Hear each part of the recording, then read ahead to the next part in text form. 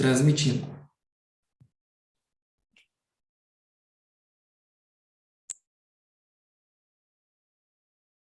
Certinho?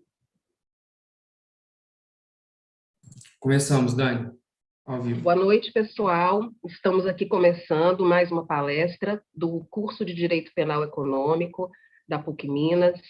Hoje eu tenho a alegria de receber o professor Pablo Alften, para a gente conversar um pouco sobre criminologia e direito penal econômico. Eu quero agradecer desde já a ajuda do aluno Marcelo Augusto, da graduação da PUC Minas, né, para a gente poder justamente transmitir essa palestra, e também deixar aberto ao final, para quem tiver alguma dúvida, quem quiser trocar uma ideia com o professor Pablo. Agradecendo mais uma vez, é uma grande alegria, professor Pablo. Ele é associado do Departamento de Ciências Penais da Faculdade de Direito da Universidade Federal do Rio Grande do Sul, professor permanente do Programa de Pós-Graduação em Direito, do mestrado e do doutorado da Universidade Federal do Rio Grande do Sul, realizou estágio de pós-doc na universidade, você vai ter que me falar o nome, porque eu não vou conseguir repetir aqui, né, Pablo? A universidade também é doutor em Ciências Criminais pela PUC Rio Grande do Sul e mestre em Ciências Criminais pela mesma universidade, membro do Conselho Científico do Centro de Estudos de Direito Penal e Processo Penal Latino-Americano, da Alemanha, e advogado criminalista, né, e uma pessoa queridíssima. Então, quero agradecer mais uma vez a disponibilidade, é uma grande honra para a PUC Minas virtual, no curso de pós-graduação, recebê-lo, professor Pablo. Muito boa noite, professora Daniela, boa noite, Marcelo, boa noite a todos que nos ouvem. Eu gostaria, em primeiro lugar, de registrar aqui meu agradecimento, né? Meu profundo agradecimento pelo convite que foi estendido pela professora Daniela e também, obviamente, pela PUC de Minas, né? No curso de Direito Penal Econômico, o curso de especialização. Para mim, mais do que uma alegria e uma satisfação, uma imensa honra participar de uma palestra que é promovida por uma instituição tão renomada e com um curso, principalmente por um curso que já está tão bem consolidado, né, e que tem repercutido, né, em todos os estados. Tenho conhecimento do curso já há um bom tempo, né, aqui no Rio Grande do Sul, e felicito a todos os envolvidos pelo engajamento no curso. Então, para mim, é realmente um momento muito particular de alegria, satisfação e honra, e agradeço mesmo pela oportunidade. O tema que eu propus falar como palestra é um tema que eu diria que é muito denso, né? Tema praticamente para umas 5 aulas, mas eu vou tentar né, tornar um pouquinho mais enxuto. Semestre, no mínimo, né? Isso, né, professor? Umas 5 aulas resumidamente. Né? E seu curso de doutorado? Basicamente, aqui tentei preparar alguns slides, mas não passei de 50. Então, para facilitar a compreensão daqueles que vão nos acompanhar. Né? Normalmente, procuro trabalhar temas densos. Né? Às vezes eu sou feliz nos resultados, tornando-os compreensíveis, outras vezes não tanto. Eu espero que hoje seja um momento, né, feliz no que diz respeito à tentativa de transmissão dessas ideias. Eu basicamente vou expor aqui algo que é praticamente uma tese, né, para todos vocês. Até porque falar sobre o convencional, sobre o usual, a meu ver, não faz muito sentido na medida em que, para isso, nós temos acesso a uma vasta literatura no nosso país, literatura estrangeira. Então, é muito importante, muitas vezes, a gente tentar avançar um pouco, né, criando alguns problemas, basicamente instigando uma reflexão maior sobre um tema. E eu preparei aqui, com a minha brincadeira inicial à parte, 2 slides, então só. Eu vou projetar aqui o primeiro slide, se me for possível.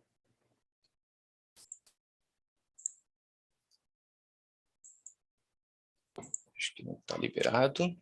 Conseguiu? Então...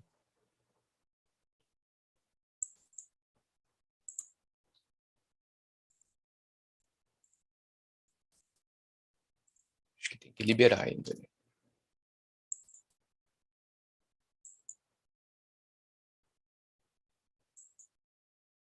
Agora sim.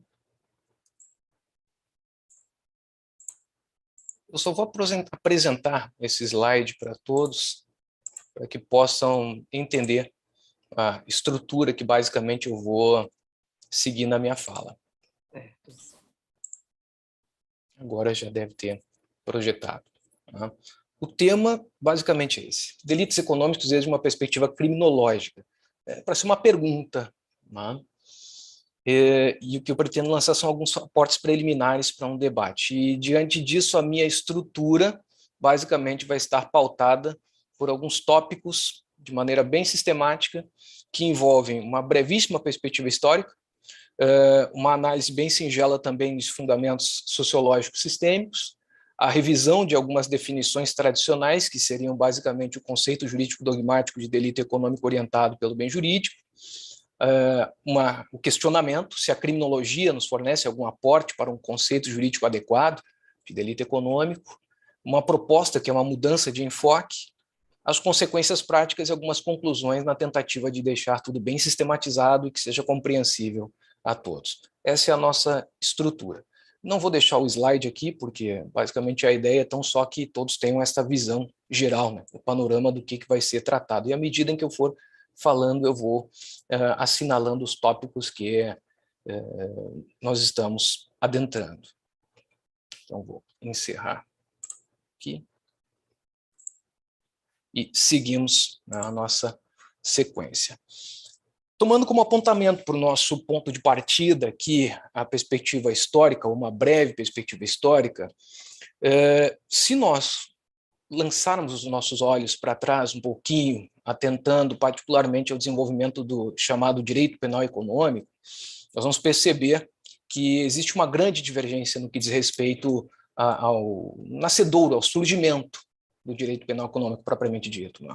A título exemplificativo, o penalista argentino Fabián Balcarce, ele vai dizer, em uma obra muito interessante sobre o tema, direito penal econômico, que a encíclica Rerum Novarum do Papa Leão XIII, lá de 1891, teria trazido alguns primeiros aportes contributivos para o desenvolvimento de uma ideologia dirigista e controladora do Estado, e que com isso proporcionou ideias favoráveis na criminalização de condutas lesivas no contexto laboral e tributário. Se nós nos ativermos ao contexto alemão, por exemplo, resgatarmos aqui o pensamento do lamentavelmente falecido penalista Klaus Tiedemann, em uma fantástica obra que foi traduzida para o espanhol até, o título é Wirtschaft Strafrecht, Einführung und Allgemeinteil, Direito Penal Econômico, Introdução e Parte Geral, o Tiedemann vai destacar, remontando aqui ao direito romano, que lá no direito romano, ou seja, período da antiguidade, todos os estados, sobretudo em tempos de crise, eles puniam condutas que caracterizassem abuso de poder econômico. E ele cita, inclusive, exemplos. Ele traz exemplos como a especulação de preços, monopólio para o asseguramento, do aprovisionamento de cereais e violações à proibição de exportação de armas e aço. Só que ele vai ressaltar mais adiante que o desenvolvimento moderno do direito penal econômico se dá só com a Primeira Guerra Mundial. E aí sobrevém, como ele bem pontuou, o estabelecimento de algumas normas que são dirigidas à proibição da usura, a manipulação de preços, e principalmente o fato de que a técnica legislativa que passa a ser empregada nesse contexto, ela segue sendo utilizada após o término da Primeira Guerra e também influencia o modo de legislar, matérias atinentes à criminalização de fatos econômicos, que envolvam a economia, no contexto da Segunda Guerra Mundial. Só que neste contexto da Segunda Guerra Mundial, as razões foram outras. Basicamente, a preocupação era um eventual desmantelamento da economia planejada. O Figueiredo Dias, em Portugal, e o Costa Andrade vão afirmar basicamente no mesmo sentido, que o direito penal econômico nasce tão só nesse contexto da Primeira Guerra Mundial, e sobrevém aí na doutrina brasileira uma divergência maior. Aqui na nossa doutrina, particularmente o professor Luciano Anderson de Souza, da USP, um caríssimo amigo e colega, ele empreendeu esforços na sistematização de 4 fases do desenvolvimento histórico do direito penal econômico. Eu diria que é o empreendimento mais original que nós temos no que diz respeito a esta sistematização de desenvolvimento histórico. Ele menciona que, num primeiro momento, caracterizado por ele como primeira fase, nós teríamos basicamente um casuísmo legislativo, e isso vai coincidir com aquilo que o próprio Klaus Tiedemann chamava do período da antiguidade, resgatando lá o contexto do direito romano. Ele fala de uma segunda fase da proteção ao liberalismo, né, que é caracterizada principalmente pela criminalização de especulações comerciais, né, tendo por base, basicamente, a coibição de condutas de concentração de capitais e monopólios contrários ao sistema. Chega uma terceira fase, que é a fase que ele denomina como sendo a do bem-estar social, que coincide também no sentido preconizado por Tiedemann na Alemanha com o período da Primeira Guerra Mundial, e que se caracteriza por um contexto ali de crise econômica e forte intervenção na economia. E a quarta fase, que eu considero que seria a mais original trazida pelo Luciano, que é a da retração do papel do Estado, né, que se caracteriza essencialmente pela atuação do Estado com vistas ao asseguramento do modelo de economia vigente, o que pouquíssimos autores mencionam. Aqui no Brasil, esse modelo, né, quadripartido de etapas de desenvolvimento de penal econômico, é seguido, por exemplo, pelo professor Décio Franco David. Né? Mas vejam bem que, se eu me referir aqui propriamente a um direito penal econômico como construção dogmática sistematizada, eu posso afirmar de maneira categórica que ela é bem tardia, porque eu vou necessariamente ter que coincidir com Tiedemann, com Faria Costa,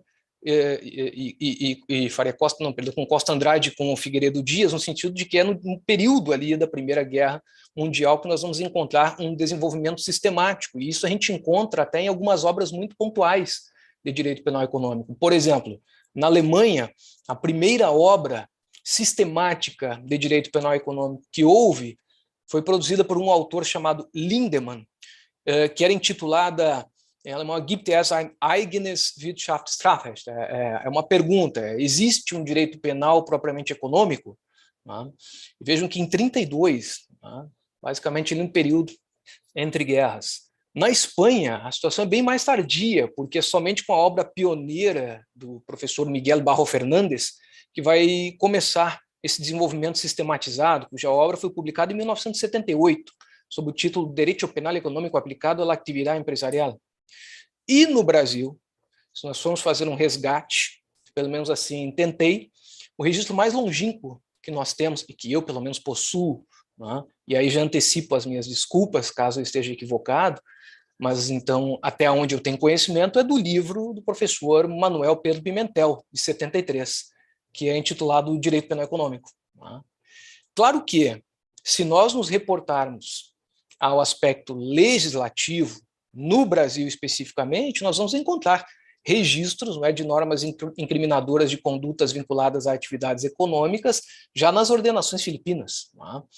Mas é só no século XX, coincidentemente aí, com o desenvolvimento histórico mundial, acima referido, aí, né, como, por exemplo, com Tiedemann, e em relação à Primeira Guerra Mundial, com Costa Andrade, Figueiredo Dias, que a gente vai realmente ter, né, uma produção normativa própria de direito penal econômico, sendo que o nosso marco, assim registrado na grande maioria dos manuais, é o Decreto 22626 de 1933, que vai prever de maneira muito particular o chamado crime de usura. E esse decreto, mais tarde, vai ser sucedido, né, pela Lei 1521, que é muito conhecida como Lei da Economia Popular. Né?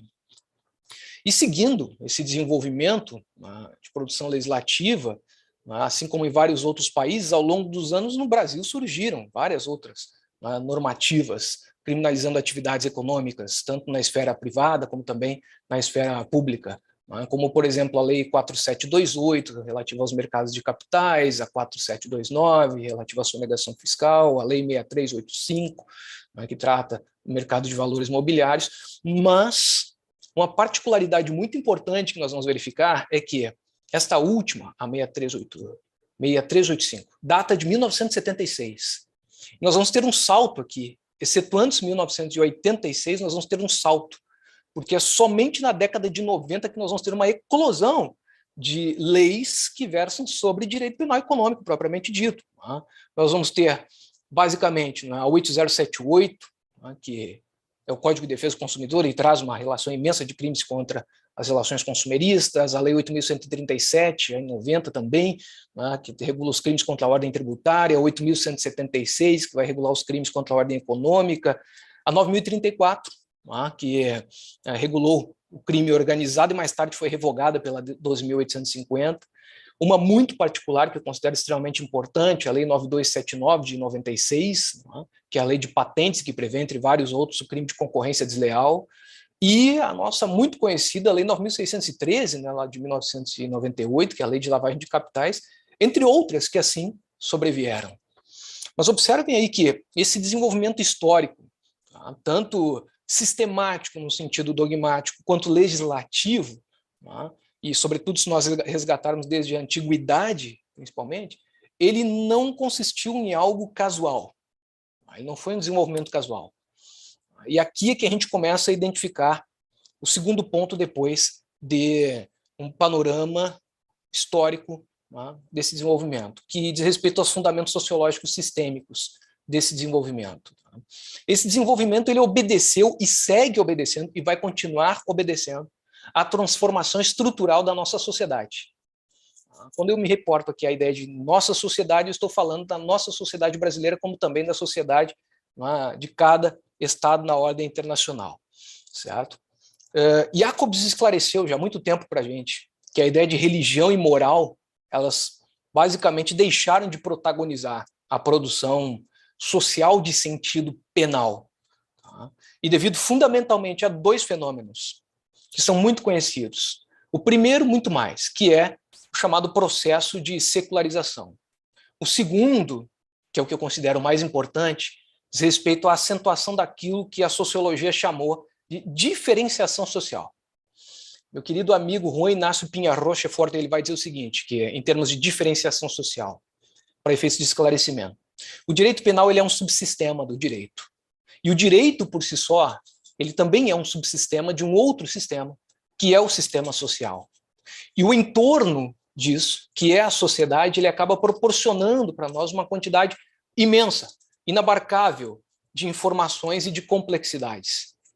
E é em razão disso, dessas complexidades, dessas informações inabarcáveis que o entorno proporciona para nós, que os sistemas e respectivos subsistemas, certo? Eles necessitam assumir uma função, um papel de redução de complexidade do entorno social, atuando de forma seletiva. Para ser mais claro, dentro do direito nós temos o direito penal, e dentro do direito penal nós temos o direito penal econômico. Por quê? Por uma questão de especialização das estruturas.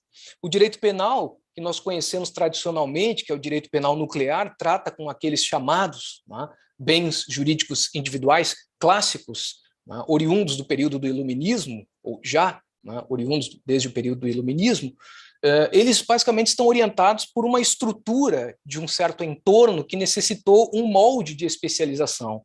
No entanto, as vicissitudes do nosso contexto social, que vão desencadeando maiores complexidades, elas necessitam de redução mediante a atuação de sistemas e subsistemas que afoguem, que abafem, que reduzam, portanto, essas complexidades. E a gente poderia entender, basicamente, o comportamento desviante ou delitivo como sendo um comportamento complexo que muitas vezes demanda um conjunto de informações altamente complexas para sua compreensão e por isso nós precisamos de um setor especializado para o seu entendimento. Daí a ideia singela da existência de um sistema, subsistemas, e que Luhmann vai ressaltar que surgem em virtude das complexidades naturais que se desencadeiam nas sociedades e que vão sendo cada vez mais acentuadas, estas complexidades.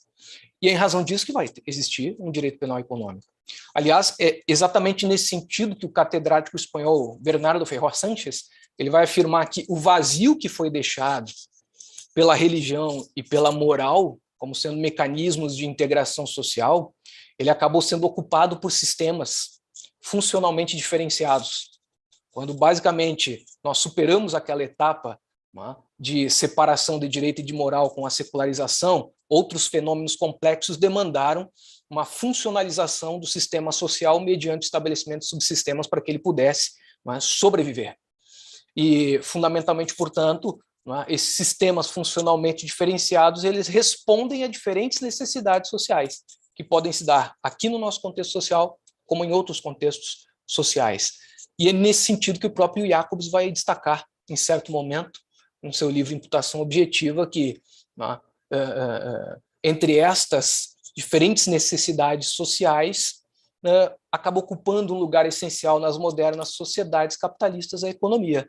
E é por essa razão também que a criminalização do comum, que nós conhecíamos lá do contexto iluminista, que nós chamávamos do direito penal nuclear, e que ainda integra o nosso entorno, e que também continua exigindo redução, ou seja, uma atuação do subsistema penal comum, acabou perdendo protagonismo, porque se tratava das mesmas criminalizações que a boa e velha doutrina alemã ela acabou propalando mundialmente mediante o abarcamento do tradicional conceito de bem jurídico, utilizando o conceito tradicional de bem jurídico como um mecanismo oportuno para efeitos de criminalização de certos comportamentos ou condutas identificados socialmente. Numa síntese bem básica, a complexidade existente naquele contexto iluminista só demandava uma secularização, e o bem jurídico se mostrava muito oportuno para aquele contexto. E o conceito de bem jurídico foi se demonstrando oportuno para outros contextos posteriores. Só que nós chegamos em um nível tal de complexidade, tal, que esse discurso, como nós vamos ver mais adiante, acaba perdendo não só o seu protagonismo, como totalmente o valor. É nesse processo de desenvolvimento sociológico que o direito penal passa a ocupar, o centro do interesse. E isso acaba se acentuando em virtude, claro, além de outros fatores, das consequências sociais do nosso próprio entorno, que são decorrentes de crises, de instabilidades econômicas, e basta a gente ver, por exemplo, mais uma instabilidade econômica que a gente acabou vivendo e ainda está, que é aquela desencadeada hoje pela própria pandemia. E essa perspectiva que eu acabei de mencionar para vocês de uma ótica sociológica orientada pela complexidade do entorno e pela necessidade de uma diferenciação de estruturas de especialização do sistema, ela impõe a gente uma revisão do próprio conceito de delito econômico e até, quem sabe, o requestionamento do papel da criminologia e a sua utilidade nesse contexto, se ela tem ou não uma utilidade. E tendo em vista justamente essa ideia, houve um desenvolvimento histórico. Esse desenvolvimento histórico basicamente teve, em certo momento, já uma influência sociológica, e hoje ele está cada vez mais influenciado por premissas sociológicas, sobretudo sistêmicas, é que a gente precisa passar para um terceiro momento, que é da revisão de algumas definições tradicionais no contexto do direito penal econômico. E o primeiro conceito, obviamente, a ser requestionado aqui, revisado, é o conceito jurídico dogmático de delito econômico, que é orientado pela ideia de bem jurídico. Em linhas gerais, a doutrina predominante, tanto no Brasil quanto no estrangeiro, mas vou me ater especificamente aqui ao nosso contexto, ela procura definir jurídico dogmaticamente o direito penal econômico sob duas perspectivas, a restrita e a ampla. Isso é muito comum, basicamente uma ideia que a gente encontra em qualquer manual de direito penal econômico ou em qualquer livro que trate sobre crimes econômicos no sentido geral e que faz uma abordagem introdutória. A ideia de direito penal econômico, num sentido restrito, ela parte basicamente de que o direito penal econômico seria o conjunto de normas jurídico-penais que protegem a ordem econômica, entendida aqui como regulação jurídica da produção, distribuição e consumo de bens e serviços. Quanto a isso, Bernardo Ferró Sanches ele vai destacar um detalhe interessante, de que a ordem econômica ela só aparece aí nesse conceito em um segundo plano, atrás dos interesses patrimoniais. Então, basicamente, a ideia de direito penal econômico orientado por um conceito restritivo ou restrito, como quiserem, ela vai estar muito mais calcada na perspectiva dos interesses patrimoniais individuais. Esse conceito aqui no Brasil foi seguido, por exemplo, pelo próprio Heleno Cláudio Fragoso. Só que, de acordo com essa ideia de direito penal econômico, o próprio delito econômico ele se caracteriza por supor a perturbação de prestações ou a capacidade de rendimento também, ou do funcionamento da ordem socioeconômica. Em outras palavras, o delito econômico ele seria basicamente uma infração que, afetando um bem jurídico patrimonial individual, lesiona ou coloca em perigo a regulação jurídica da produção, distribuição ou consumo de bens e serviços. O problema desse conceito é justamente o que ele já reflete, o caráter excessivamente restrito. porque as novas criminalizações que foram surgindo ao longo das décadas, mas sobretudo nas últimas 2 décadas, que são caracterizadas fundamentalmente por despatrimonialização, elas têm provocado uma inevitável expansão do conceito de delito econômico e, por consequência, do próprio direito penal econômico, né? Já que muitas dessas novas criminalizações elas sequer entram no conceito de direito penal econômico e tampouco podem conduzir à proteção do patrimônio individual mais do que de forma reflexa, ou seja, só o fazem de maneira reflexa. Por isso, grande parte da doutrina, eu diria a maioria da doutrina contemporânea, e aí tanto nacional quanto estrangeira, vai sustentar que é mais adequado um conceito amplo, tanto de direito penal econômico como de delito econômico. Assim, por exemplo, aqui no Brasil, Ivan Luiz da Silva traz um conceito interessante em caráter amplo. Ele vai dizer que o direito penal econômico ele visa tutelar a atividade econômica no âmbito da economia de mercado. De acordo com isso, a essência dos bens jurídicos protegidos dos delitos econômicos é de natureza estritamente supra-individual. Vejam que se trata do extremo oposto de um conceito restrito de direito penal econômico e de delito econômico. Na nossa doutrina nacional, o professor Décio Franco David, um importante manual de direito penal econômico, que eu recomendo até a todos, ele elenca algumas das principais críticas que são desenvolvidas por muitos autores, tanto nacionais quanto estrangeiros, a ambos os conceitos, tanto o conceito restrito como amplo. Ele vai dizer, por um lado, num apanhado de críticas, que quanto ao conceito restrito de delito econômico,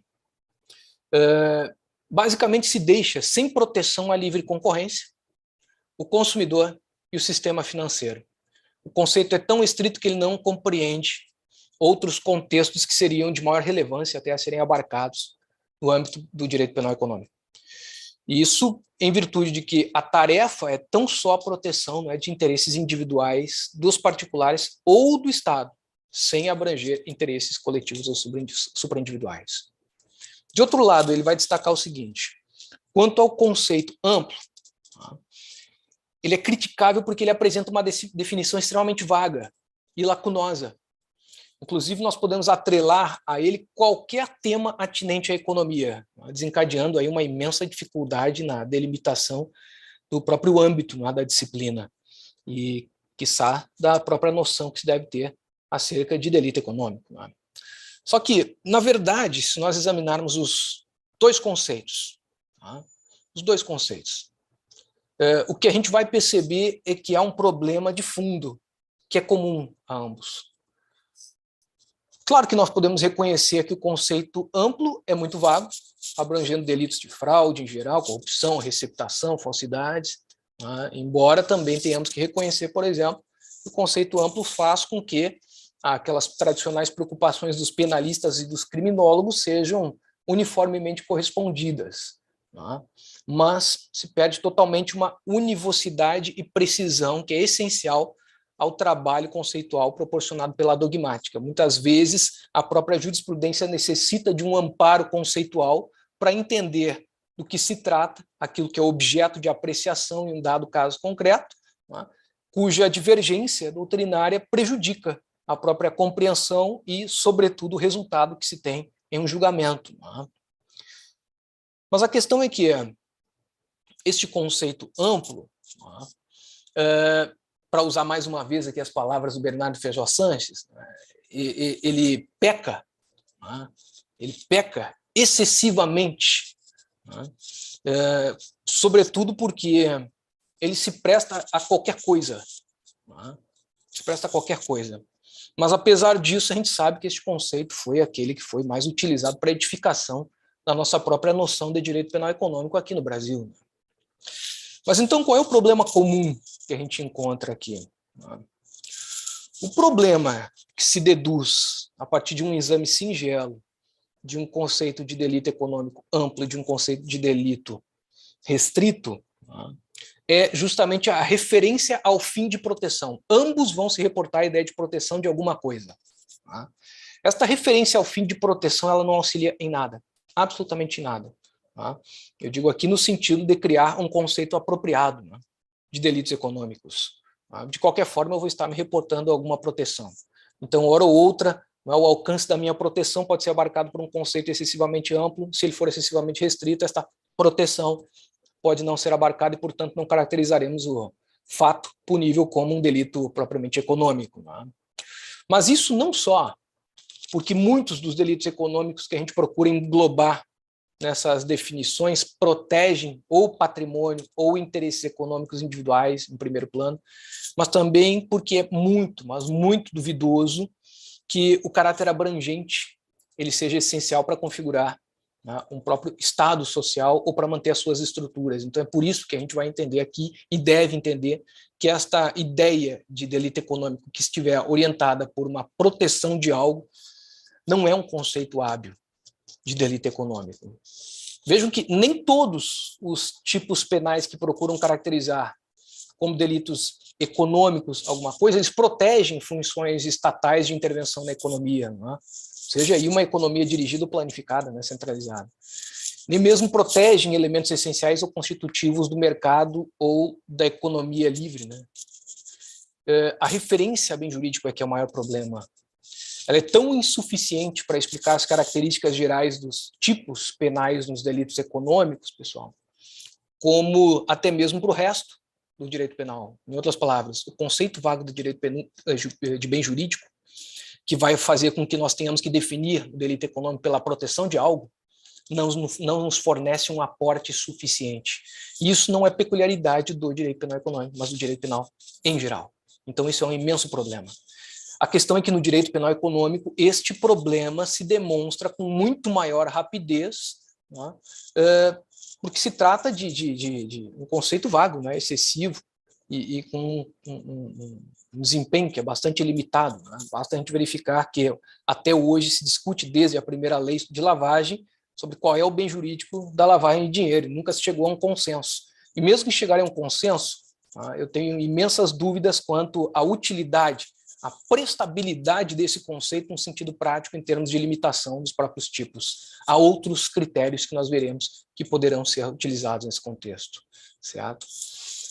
Agora, o que a gente poderia perguntar é, considerando que qualquer conceituação orientada pela ideia de proteção de bem jurídico, ela fica reduzida praticamente a delito contra o mercado, contra o consumidor, contra a lavagem de capitais, por exemplo, se a criminologia pode fornecer um aporte de um conceito adequado para a gente, sobretudo se nós observarmos que, em dado momento histórico, a criminologia já nos serviu de respaldo para a compreensão de certos delitos econômicos.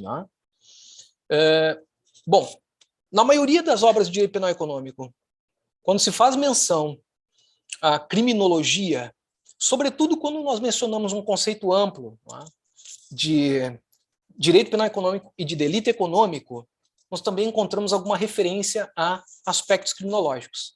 Muitos autores referem que o conceito amplo ele satisfaz a ideia de delito econômico, tanto dogmaticamente quanto criminologicamente. O máximo que se faz é se reportar aí a figura de Edwin Sutherland. E o apontam como um referencial oportuno.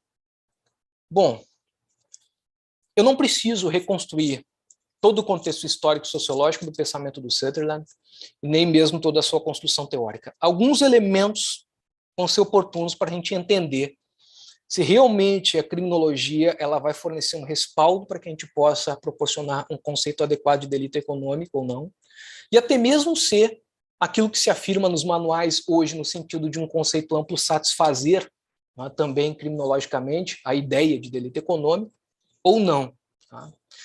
Na obra Principles of Criminology, lá de 1939, o Sutherland ele apresentou a teoria da associação diferencial. Teoria que todos nós conhecemos, segundo a qual não se procura mais analisar o crime em si e a partir dele extrair aquelas características que são intrínsecas, mas sim a interação social que é desenvolvida pelo criminoso, por meio da qual se busca, então, explicar o seu comportamento. Essa teoria do Sutherland, ela defende, em poucas palavras, que a motivação para a prática do comportamento criminoso e o conhecimento dos procedimentos para o seu cometimento, eles são aprendidos por meio de processos de comunicação, né, no interior de certos grupos. Né? E ele vai ressaltar que esse processo de aprendizagem é resultado do contato com valores, com atitudes, com definições e pautas, né, de condutas criminosas no curso daquilo que ele chama de processos normais de comunicação e de interação do indivíduo com seus semelhantes. Bom, sem esse processo que ele ressalta como sendo de comunicação, a conclusão que a gente tira é de que se torna impossível o desenvolvimento do indivíduo à prática delitiva. Isso ocorre fundamentalmente em razão de que os valores que são dominantes no seio do grupo, né, ensinam o delito.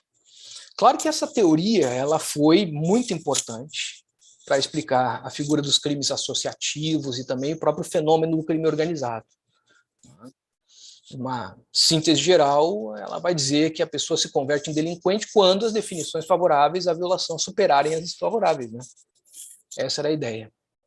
Só que no mesmo ano de 1939, o Edwin Sutherland ele muda, né, o seu foco de atenção da teoria da associação diferencial. Ele começa a trabalhar desde uma outra perspectiva, e ele ingressa no contexto daquele campo de estudo da criminologia que o levou a identificar certos comportamentos que ele qualificou de forma bastante exitosa para o contexto como sendo delitos de colarinho branco.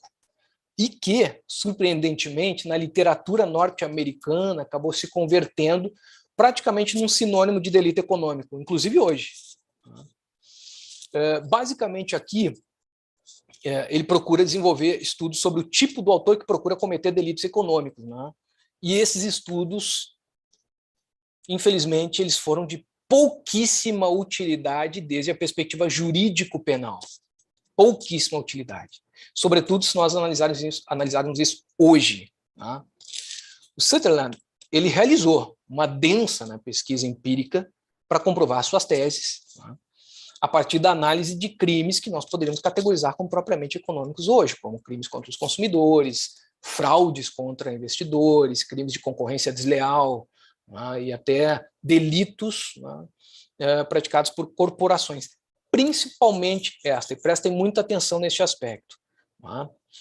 Todos os delitos examinados por Sutherland foram delitos que foram praticados no contexto de corporações. E ele mesmo chegou a 4 constatações que vão confirmar isso que eu acabei de afirmar. Em primeiro lugar, ele vai ressaltar que a delinquência das corporações é persistente, porque uma grande proporção dos delinquentes volta a reincidir, de modo que procedimentos oficiais, né, que são utilizados como regra contra os chamados homens de negócio, como ele ressaltava, por violações a leis, acabam resultando como inefetivas, né, ou ineficazes, se assim quiser, para reabilitá-los, como também para dissuadi-los.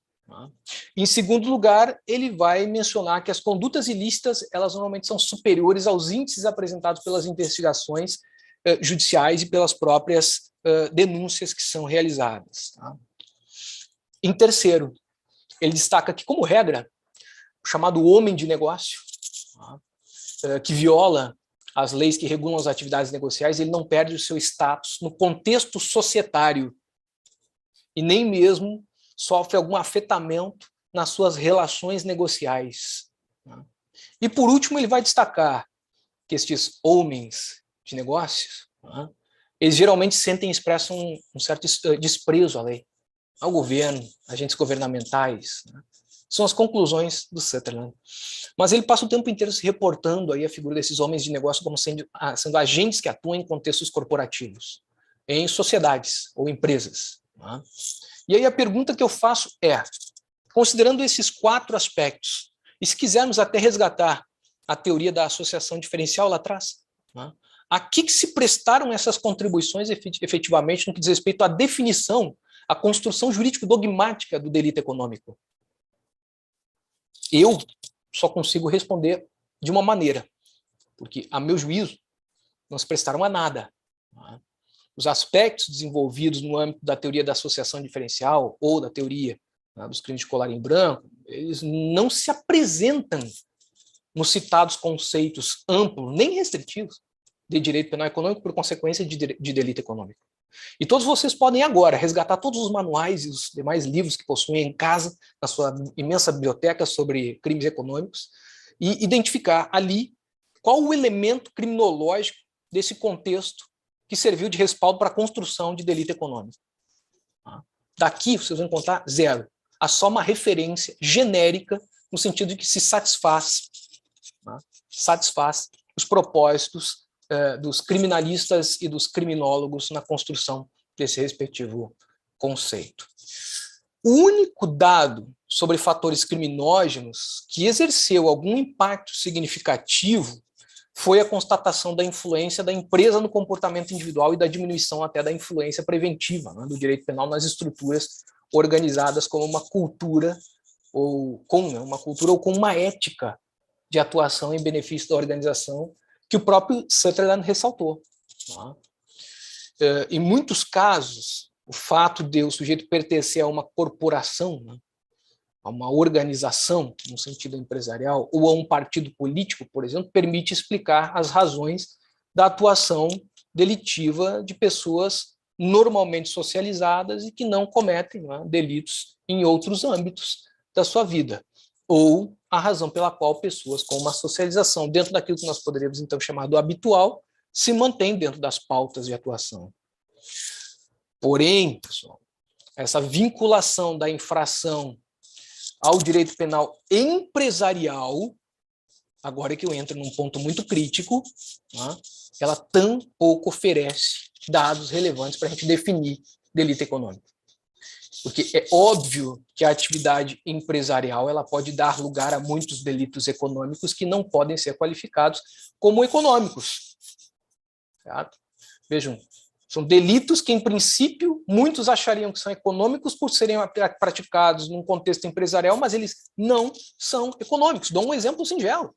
Vocês poderiam pensar o seguinte: se eu vou partir da ideia crinológica de Sutherland, de que esse contexto corporativo é próprio para crimes econômicos, e, portanto, todo crime econômico é um crime empresarial e vice-versa, eu poderia perguntar, mas vem cá, e no caso de uma morte ou de uma lesão que é desencadeada no manuseio de um produto defeituoso, no contexto de uma empresa, nós estamos aqui diante de um delito propriamente econômico?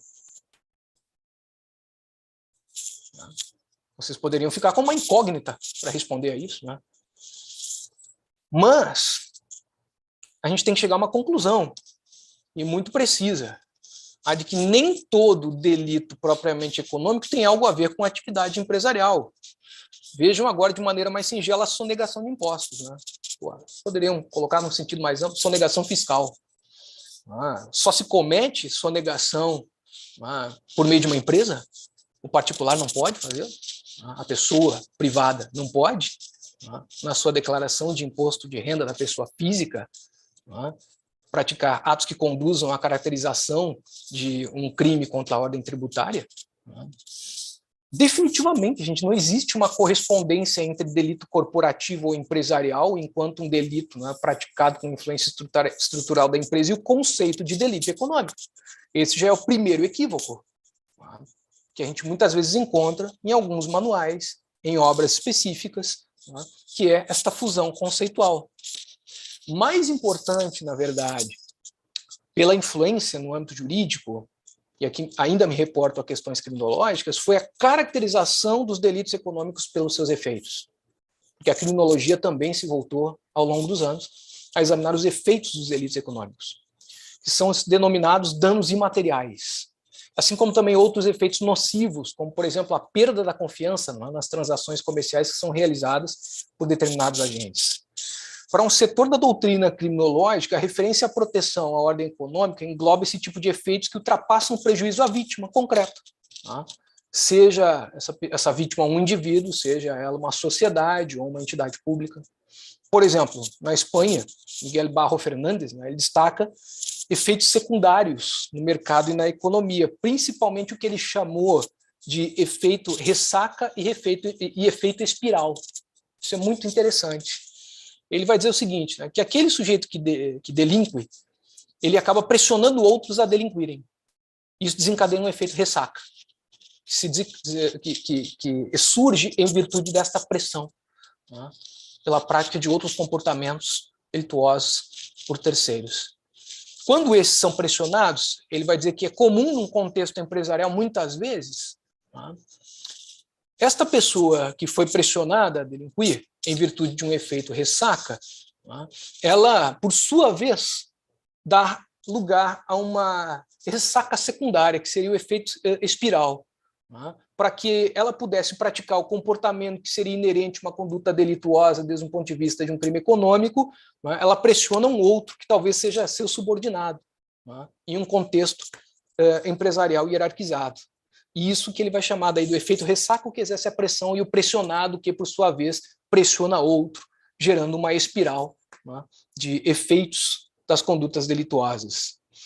E ele ainda vai mencionar um outro efeito, que é a chamada reação em cadeia, que se produz muitas vezes quando o delito econômico ele provoca muitos danos materiais, né, que fazem com que a vítima ela não possa nem mesmo atender regularmente as suas obrigações ou pagamentos. É o efeito secundário do efeito secundário, e por isso que ele vai chamar de uma reação em cadeia, né, que não é o efeito decorrente diretamente do delito, mas é o que sobrevém a partir dele.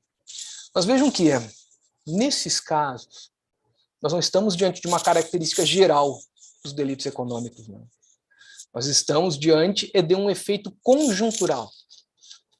É um efeito que acompanha os delitos econômicos em alguns casos, mas eles não adquirem o caráter delitivo, como delito econômico, por causa deste efeito.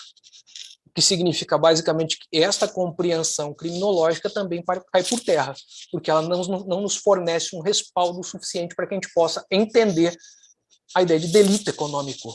Certo? E aí, partindo precisamente da ideia de legitimação da intervenção penal, com base na necessidade de prevenir esses danos imateriais, como o que eu referi antes, como sendo a perda da confiança, alguns criminólogos chegam à conclusão até de que o fundamento do injusto dos delitos econômicos seria evitar vantagens indevidas, e não a prática de comportamentos que eles vão denominar, inclusive, de trapaceiros. Tá?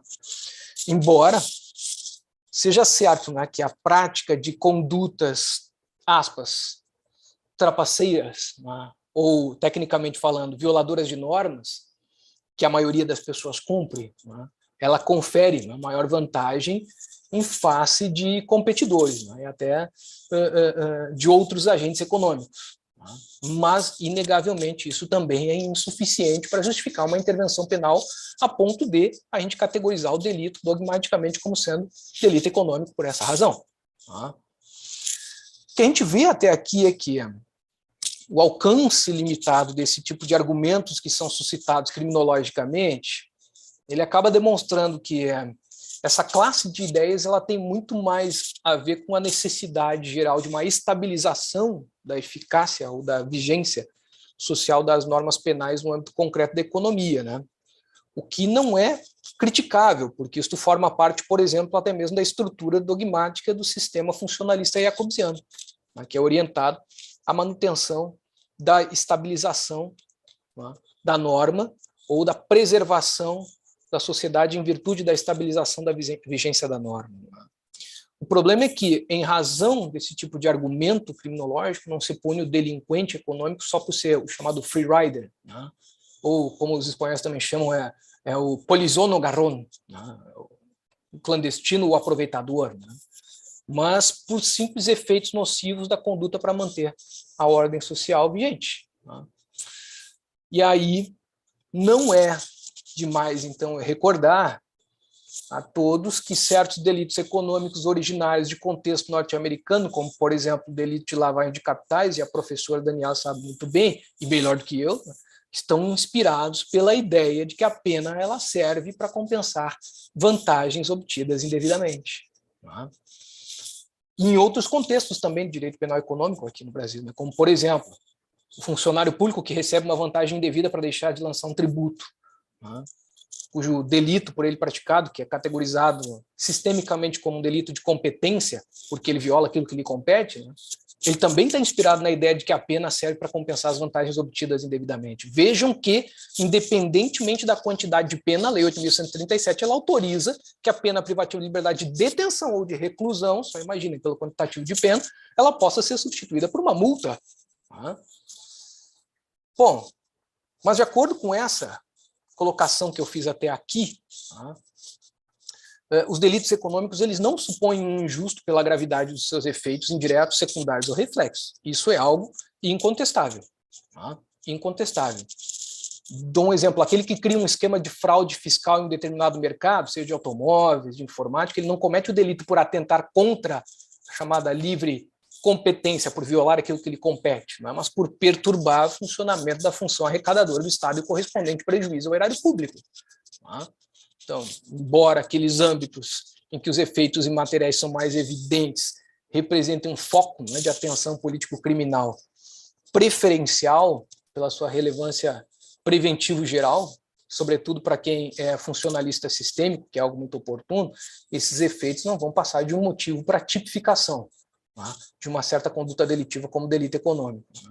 E isso só demonstra até aqui que a criminologia e a sociologia criminal elas só tiveram o mérito de colocar em evidência em seus respectivos estudos sobre a legitimidade social dos delitos econômicos, uma série de características, né, gerais do delito e da pena, que muitas vezes estão relacionadas com a função de estabilização normativa, né, que alcança o seu ápice na atualidade, mas a ideia de efeitos imateriais dos delitos econômicos, né, só tem a ver com a erosão da eficácia real da vigência, ou a vigência social das normas, né?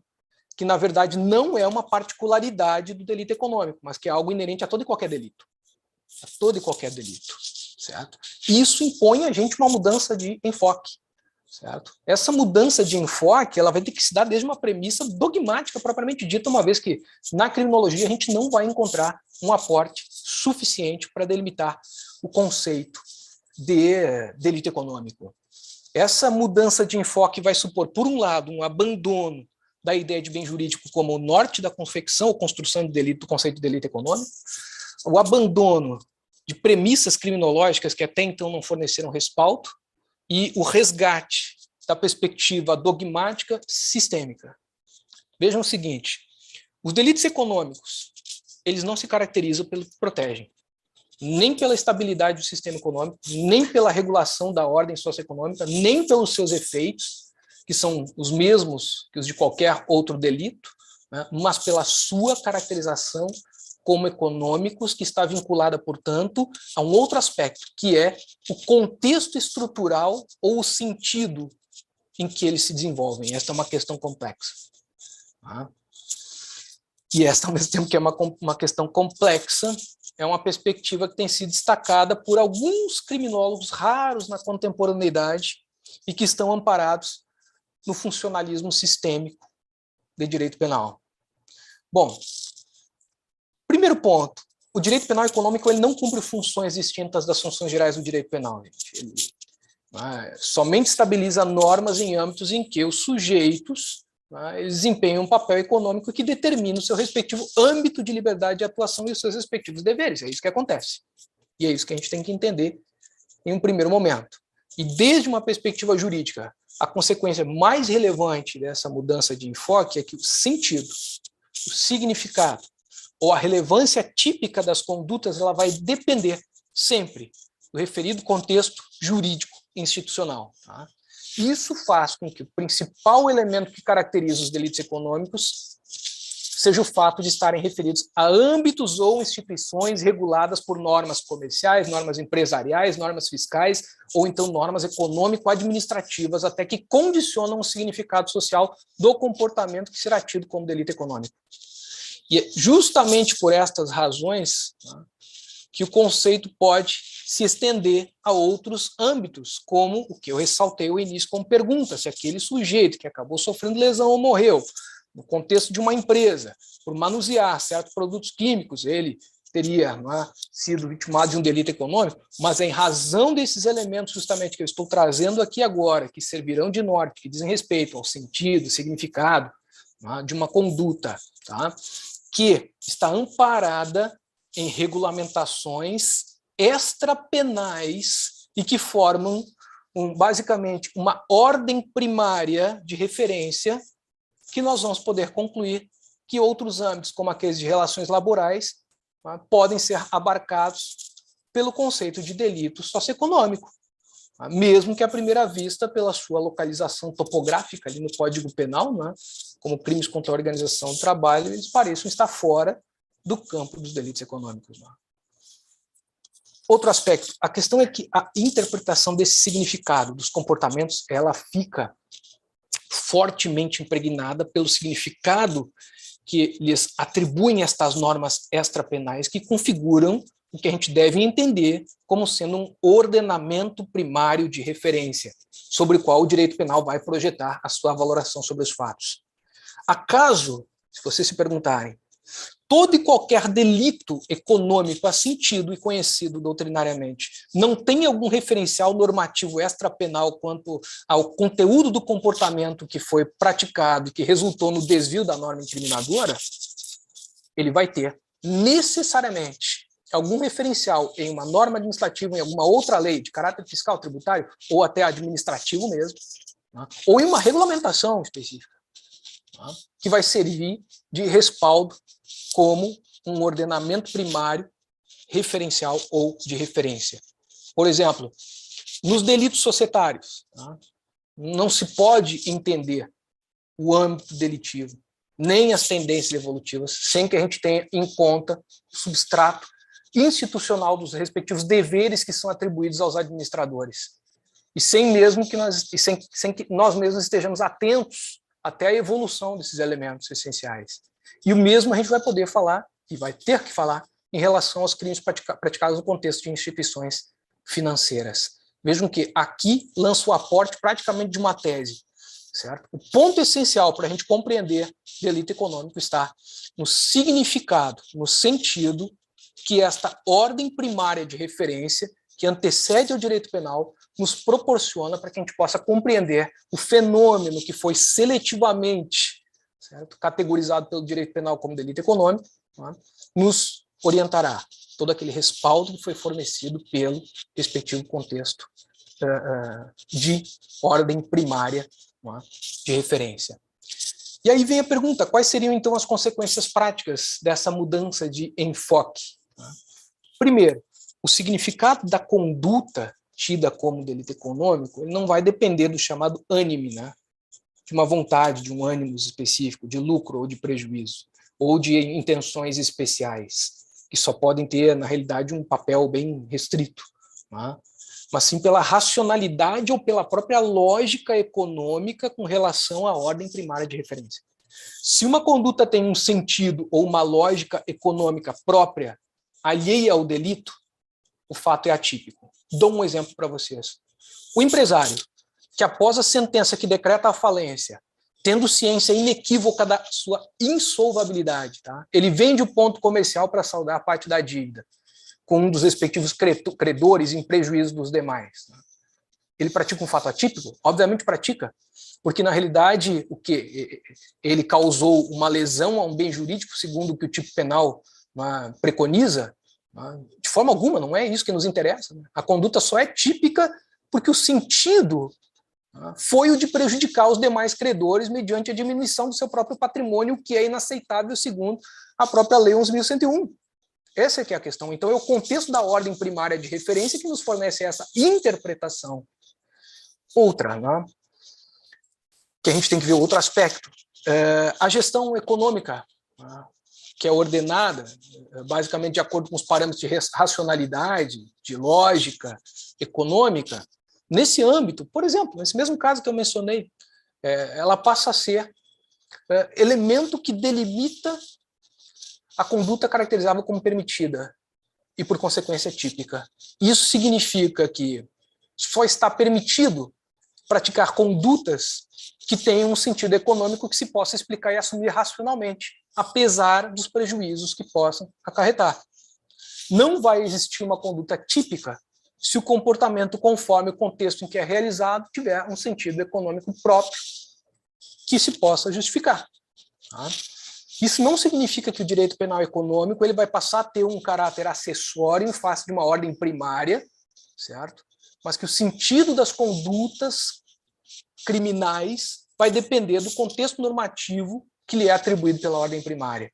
E aí surge o principal conceito que a gente vai ter que atentar, e que, se não for agora, ele vai começar a ingressar no nosso contexto teórico dogmático logo mais, tá? Que é o conceito de acessoriedade assimétrica que foi delineado pelo jurista alemão Mansdorfer. Tá? Mansdorfer com trema, né? Umlaut. Essa acessoriedade assimétrica, ela obriga o direito penal a importar as valorações básicas desta ordem primária de referência, independentemente que sejam revaloradas ou até tidas em conta de acordo com as funções próprias do direito penal. Isso significa, basicamente, que aquilo que na ordem primária está permitido não pode ser um fato típico. Agora, o contrário, né, não procede, porque a infração a algo que está previsto na ordem primária não supõe automaticamente uma conduta típica, que dependerá, portanto, de lei penal que a tipifique como tal.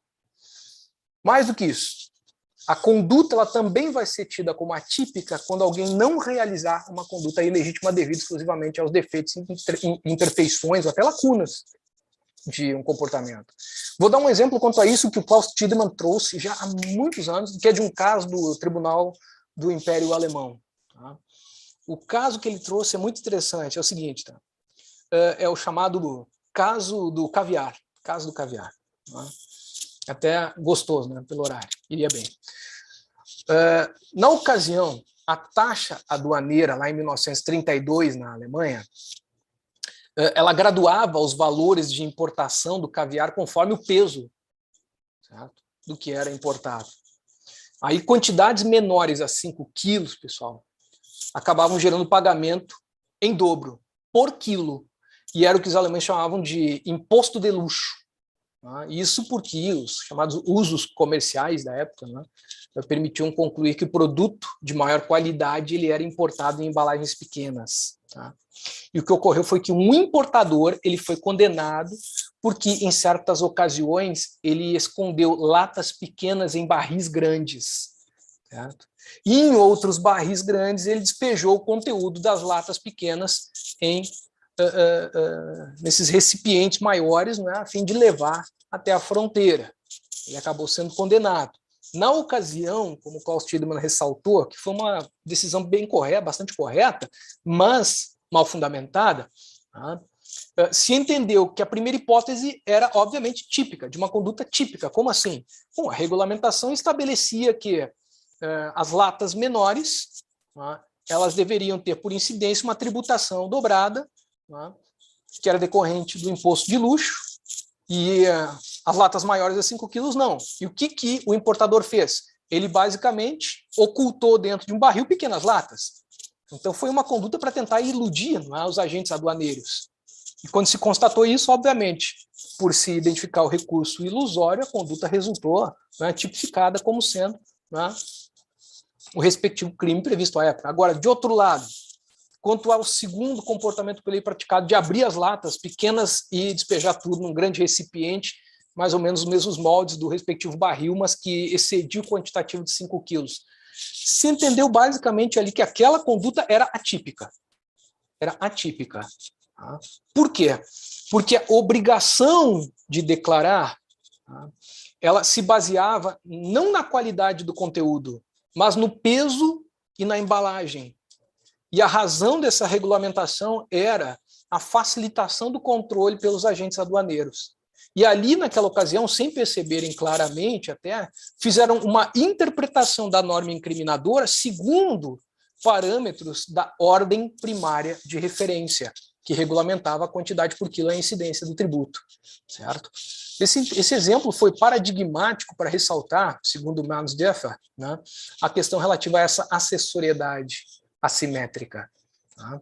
E essa acessoriedade assimétrica, que a gente chama como sendo, né, a acessoriedade do direito penal em face desta ordem primária de referência, ela não só permite introduzir na determinação da tipicidade a margem de liberdade concedida pela ordem primária, mas também a ideia de uma assimetria que deriva, adicionalmente, a exigência lógica de constatar o plus injusto penal com relação à ordem primária de referência, seja em relação a leis tributárias, comerciais, empresariais e administrativas.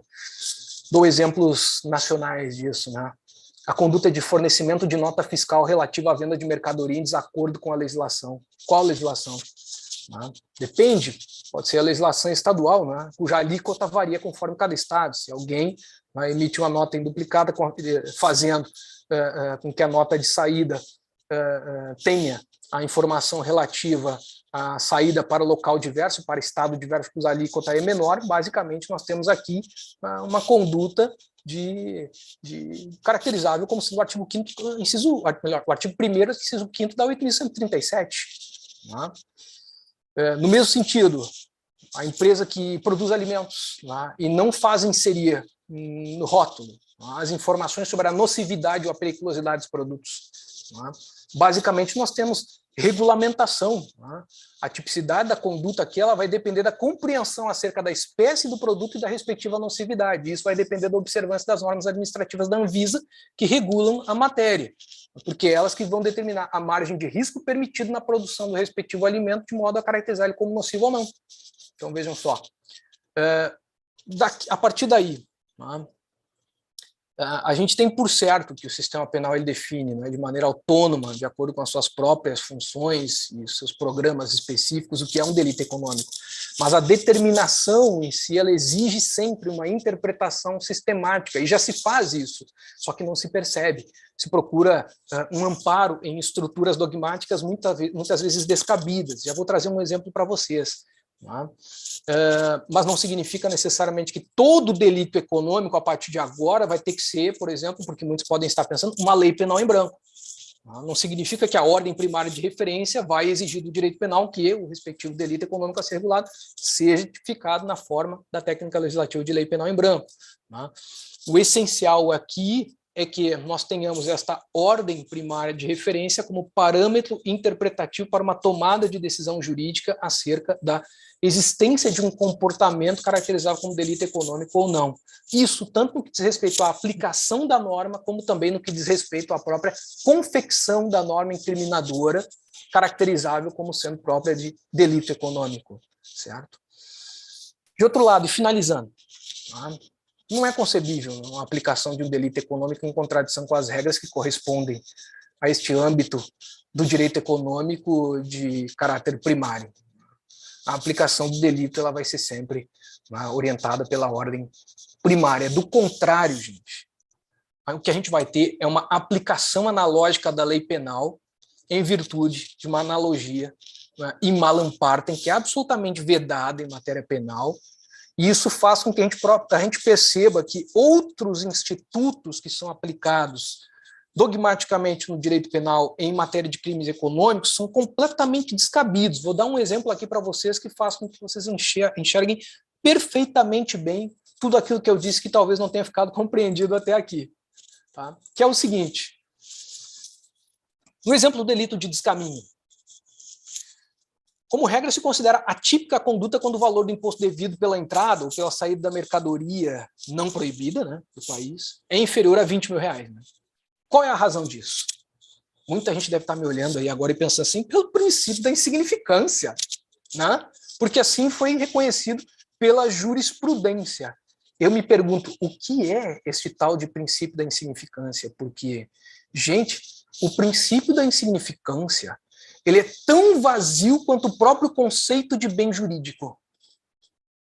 Este fato, na verdade, ele vai ser atípico em virtude de acessoriedade assimétrica, ou seja, pela interpretação do tipo penal do descaminho em observância à ordem primária de referência, que vai ter, basicamente, o seu aporte em quê? Nas portarias 75 e 130 de 2012 do Ministério da Fazenda. Tá? Desde quando o princípio da insignificância ele menciona que a gente tem que se reportar algum parâmetro normativo para efeitos de interpretação tocante à sua aplicação. Ele é vazio. Então, aqui o que nós temos é acessoriedade assimétrica.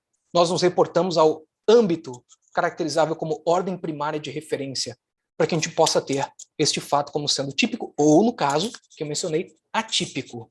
Certo? Aí, considerar, neste exemplo que eu coloquei para vocês do descaminho, o fato como típico seria uma interpretação em malam partem, e não uma violação ao princípio da insignificância.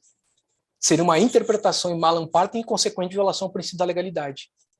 Portanto, a acessoriedade assimétrica ela pode ajudar a interpretar cotidianamente a conduta tipificável, não é? Se a ordem primária estabelecer distinções que permitam excluir certas condutas como sendo relevantes. Este é o raciocínio que a gente tem que levar em conta. E este é o elemento ou critério já existente na nossa ordem jurídica e que só não tinha até então uma denominação, que serve, sobretudo, para que a gente possa delimitar o alcance e o próprio conteúdo, né, do conceito de delito econômico.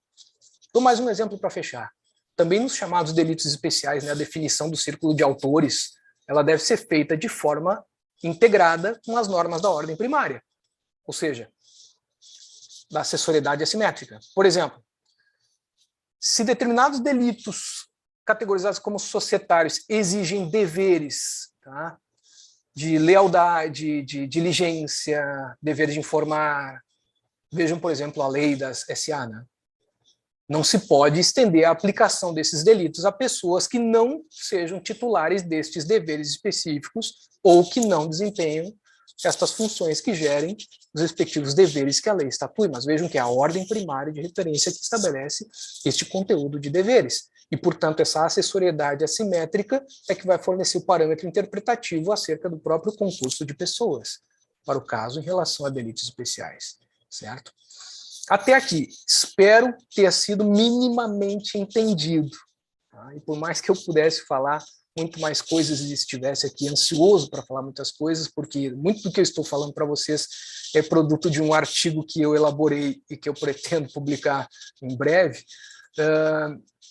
eu vou encerrar só pontuando 3 conclusões do que eu disse. Primeiro, a qualificação de um delito como econômico, ela não depende do fim de proteção, nem dos efeitos do comportamento praticado. Inclusive, nós devemos deixar de lado até o grave inconveniente, não é, da carga expansiva, intensa, desse tipo de argumento teleológico de índole dogmática, que é orientado pelo bem jurídico, ou de índole criminológica, que modernamente é orientado por efeitos fáticos, tá?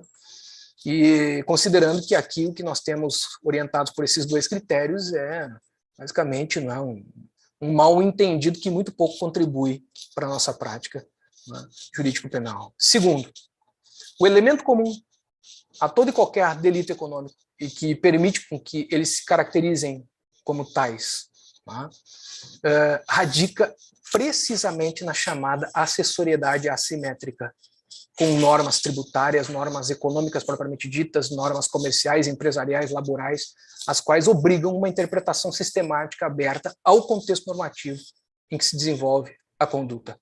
Isso oportuniza um conceito amplo, mas objetivamente amparável na própria ordem jurídica acerca do que seja delito econômico, e não em elementos vagos, como bem jurídico ou outros. Terceiro, e finalizo, essa acessoriedade ela tem que ser entendida não no sentido tradicional que nós conhecemos de uma acessoriedade, ela deve ser entendida como uma acessoriedade assimétrica nos termos que eu mencionei, devido às particularidades, né, do direito penal, como sendo, né, acessório em face de um ramo caracterizável como ordem primária de referência, que lhe fornecerá todo o arcabouço para que criemos a norma incriminadora e depois interpretemos esta norma incriminadora no tocante à sua aplicação. Tudo que eu falei até aqui é só um ponto de partida para um debate, pessoal. Isso na tentativa de abrir novas perspectivas, de resolver problemas diversos que têm sido estabelecidos por crimes econômicos, né?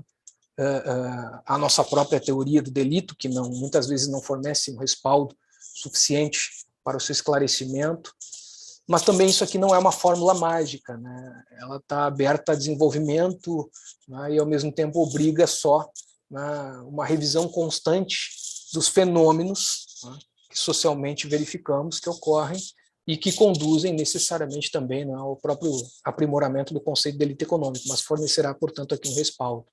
Né? E esta rápida evolução aí que eu fiz até chegar a este ponto, ela só não nos deixa um remédio a não ser assumir que a definição de delito econômico é um labor, vamos dizer assim, que jamais vai poder ser considerado como acabado em virtude das próprias características, né, do âmbito social, especificamente dinâmico, né, mas tem como encontrar um critério diretivo quanto à sua construção teórica, certo? Eu espero até aqui ter sido claro, professora Daniela, espero ter colocado ideias desagradáveis, que causem alguma instigação a alguém, né, que, tendo entendido, possa ficar com a pulga atrás da orelha e queira entender um pouco mais isso, né? Se alguém quiser referenciar, a professora tem um trabalho de Masdorfer, que eu mencionei, tem um trabalho do Bernardo Feijó Sánchez, que é o Imputação Objetiva no Direito Penal. O trabalho do Masdorfer eu estou fazendo uma tradução, que logo deve sair também, para oportunizar, né, o acesso a essas ideias. E aí agradeço mais uma vez a oportunidade, encerro por aqui e fico à disposição. Eu que agradeço, eu fico encantada, verdadeiramente, com a clareza, com a didática, anotei, aprendi muitas coisas, então, verdadeiramente, assim, foi uma contribuição para os alunos e para nós muito grande, apesar do pouco tempo.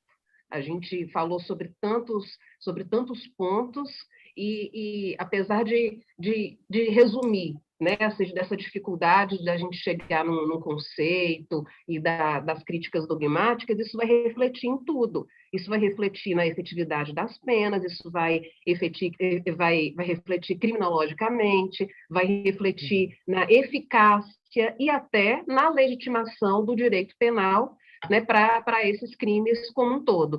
Eu tenho depois que eu li o livro novo do Zaffaroni e do Wilson, né, Criminologia em Tempos de Totalitarismo Financeiro, eu até mudei, inclusive, também muitas reflexões, porque quando ele caracteriza, né, a legitimidade, ele fala o seguinte, que o punitivismo nos crimes econômicos, primeiro, que ele sempre vai trazer um efeito meio paradoxal, porque eu estou dando uma atribuição administrativa para a jurisdição penal. E ele completa isso falando que sempre vai se buscar um efeito simbólico, ainda mais quando a gente assiste essas mega operações que acabam tendo uma apelação midiática muito grande, em que ele fala o poder punitivo está ligado à vulnerabilidade. Então, também nos crimes econômicos, quanto maior o poder econômico, quanto maior a influência, menor a vulnerabilidade. Então, a gente nunca vai ter eficácia no direito penal, porque ele vai ser seletivo em qualquer aspecto. E ele, inclusive, vai colocando isso numa reflexão neoliberal, ele coloca isso na corrupção, no aspecto preventivo, na ética, né, complementando, obviamente, esses aspectos da escola positiva, e que realmente acaba deixando a gente com mais dúvidas ainda, né, Pablo? Mas eu adorei. Inclusive, anotei muitas coisas, espero que a gente possa conversar ainda muitas vezes. Aqui no YouTube, né, no chat, tem muitos agradecimentos, muitas considerações e algumas perguntas. Só vou colocar aqui duas delas, mas fica bem à vontade em virtude do tempo, tá, professor Pablo? Né, o Marcelo, ele pede um comentário em relação à legitimidade das penas restritivas, privativas de liberdade nos próprios crimes econômicos, né? Ou seja, será que é mais uma resposta para a sociedade? Olha, a gente quer ver o colarinho branco na cadeia, ou pode ser realmente eficaz para a estrutura econômica como um todo? E o Vitor Calil, ele pergunta se esse parâmetro da responsabilidade objetiva pela função, ele enxerga, né, realmente mais como uma tentativa de trazer a responsabilidade penal na própria organização societária do que uma responsabilidade pessoal do direito penal. Mas todo mundo agradece, claríssima exposição, então parabenizando e eu mais uma vez agradecendo. Tá bom, professor Pablo? Eu que agradeço imensamente, professor. Sim, com certeza. Quanto à primeira pergunta, desculpa, quem foi Marcelo, né, que fez? Isso. Eu reperguntaria, né, essa eficácia das penas a quem? Né? Eu acho que nesse ponto é a questão simbólica que impera realmente. Aí nós temos que entender um pequeno detalhe. Né? O efeito simbólico é inerente ao direito penal. Né? Não existe direito penal e nunca vai existir, nunca existiu direito penal sem efeito simbólico. Tá? Isso é uma decorrência do efeito preventivo que a pena deve ter e que se espera que ela tenha, né, desde um ponto de vista de prevenção geral. Isso advém desde Feuerbach, que muitos apontam na doutrina alemã como sendo o fundador da ideia de um direito penal simbólico, né, embora ele jamais tenha mencionado isso. O problema é quando nós trabalhamos com o direito penal, e eu fiz isso muito bem no livro antigo que eu publiquei, o Leis Penais em Branco e o Direito Penal do Risco, lá de 2004, que estou na esperança de, início deste ano, agora republicar com a segunda edição. Eu fiz isso muito bem, que é no seguinte sentido: o problema é quando nós nos deparamos com um efeito meramente simbólico. Este efeito meramente simbólico se dá pela notoriedade da ineficiência da pena que será aplicada, certo? O efeito simbólico que se espera, preventivo, é no sentido de exercer algum fator, algum efeito dissuasório, alguma coerção, né, ainda que mínima, mas quando o direito penal legisla, ou quando o nosso legislador criminaliza certas condutas, combinando penas com um intuito tão só de satisfação de ânimo da população, para que vejam muitas vezes alguém sendo processado, sabendo que no futuro não será nem condenado, ou se for condenado, a pena é tão pífia que o sujeito será rindo. Né? Nós estamos trabalhando com um direito penal de cariz meramente simbólico, né? Que é uma decorrência própria daquilo que nós chamamos de direito penal do risco, né? O direito penal do risco, e do qual o direito penal econômico não se afasta, né? Dentro de um grande guarda-chuva seria. Eu dou um exemplo, eu mencionei ao longo da minha fala, Marcelo, da Lei 8.137, né, que tem um dispositivo, que é lá o artigo 8º e o 9º. Os dois me surpreendem, porque o 8º vai dizer que nos crimes previstos no 1 a 3º da lei, do 1º a 3º, ou seja, todos, né, a pena de multa é fixada de 10 a 360 dias, tá, conforme seja necessário para a reprovação e prevenção do crime. Tudo bem, até aí, normal, né? É o método de aplicação de pena de dias multa que nós temos. Agora, o artigo 9º ele causa um problema, porque ele diz que a pena de detenção ou reclusão, veja só, não estabelece parâmetro quantitativo da pena, mas a pena de reclusão ou detenção pode ser convertida em multa de valor equivalente a, e aí traz um rol de quantitativo de pena. Qualquer um dos crimes que ali estão previstos, tá, do artigo 1º ao 3º, e veja bem, do 1º com pena de 2 a 5, tá, o 2º com pena de 6 meses a 2 anos, e o 3º, tá, com a respectiva pena de 3 a 8, que trata ali dos crimes, né, contra a tributária praticada por funcionários públicos. É possível a conversão da privativa de liberdade em pena de multa. Isso é ou não é um efeito simbólico? E qual é o propósito efetivo desta pena, senão a satisfação dos interesses econômicos do Estado, né, na apuração, né, daquilo que afetou o erário público, né? Será um efeito simbólico. E aí, considerando que normalmente o agente que vai praticar um delito econômico de grande monta e que o Estado vai se preocupar, obviamente, monta que eu refiro aqui em termos de quantitativos, né? Que vai praticar um comportamento dessa natureza e que vai sofrer, por consequência, a persecução penal e condenação, vai ter a sua pena convertida nesta multa, cuja expressão já é incorreta, né, pelo legislador, mas vai ter essa pena convertida, vai aplicar um quantitativo elevadíssimo, o autor da pena da conduta, né, o condenado, vai pagar rindo, né, o valor, e perde-se totalmente o efeito dissuasório da própria pena aplicada, né, concretamente. Quem dirá da pena, o efeito dissuasório preventivo da pena em abstrato. Então, de qualquer sorte, aqui a gente tem um grave problema, porque, desde minha ótica, é uma típica hipótese de direito penal meramente simbólico, que hoje eu denomino pior de um direito penal do inimigo ilegítimo, por não alcançar um fim político-criminal útil para o direito penal. Essa que é a questão. A segunda pergunta, só que eu não recordo, professora. Foi um comentário, como que o senhor observa... Não, mentira. Se acredita nessa utilização do parâmetro, né, da responsabilidade, da função ocupada, né? Na verdade, acredito que seja essa distorção de domínio da função, né, de domínio do fato em relação a organizações societárias. Aí vai depender. Né?